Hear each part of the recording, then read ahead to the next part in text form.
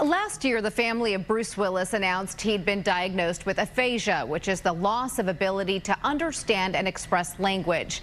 Then, this past February, they revealed the 68-year-old actor has frontotemporal dementia. In tonight's Health Beat, we spoke with a local neurologist about what exactly FTD is.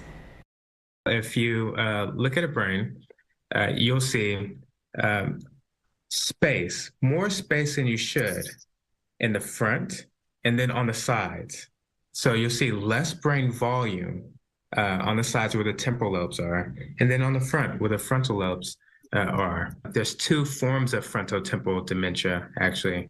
There's a behavioral variant, and then there's a language variant or aphasia variant.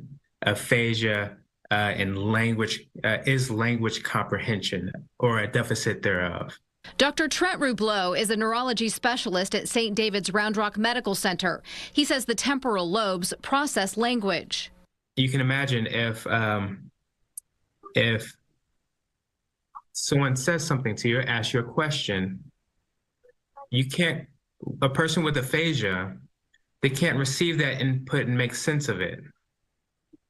They can't formulate a sentence and reply back in the world in a meaningful way. Meanwhile, the frontal lobes, which are affected in the behavioral variant of FTD, are very important for executive function, planning, following directions, essential daily tasks, also judgment and suppression of socially inappropriate behavior.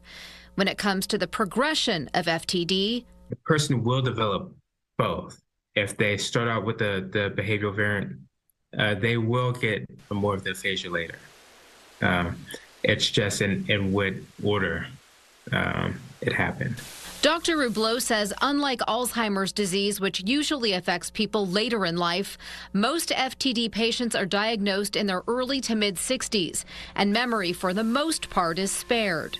Alzheimer's disease affects the parietal lobes mostly, or first, and also the hippocampi, or the deep memory centers.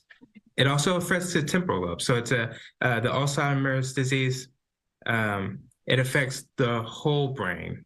At this time, there aren't any treatments that will stop the progression of FTD. In the case of the aphasia variant, speech therapy. You can imagine someone with aphasia. Heavy speech therapy can also be beneficial in order to preserve the language for longer. Dr. Rubleau recommends physical and occupational therapy as well. When it comes to managing the symptoms of the behavioral variant of FTD, medication is often used, including mood stabilizers, antipsychotics, or antidepressants.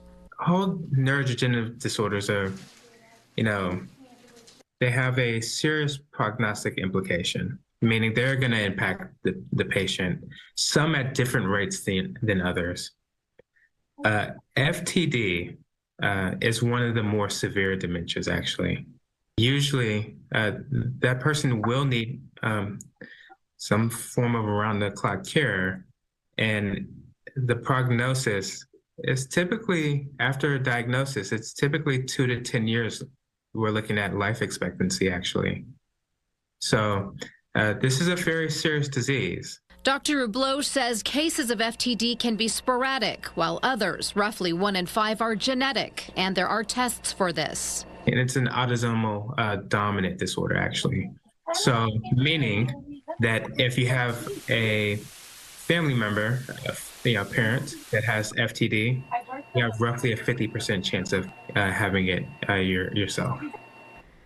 To learn more about FTD, find support, or clinical trials, we do have a link to the Association of Frontotemporal Degeneration. Just head to our website, fox7austin.com.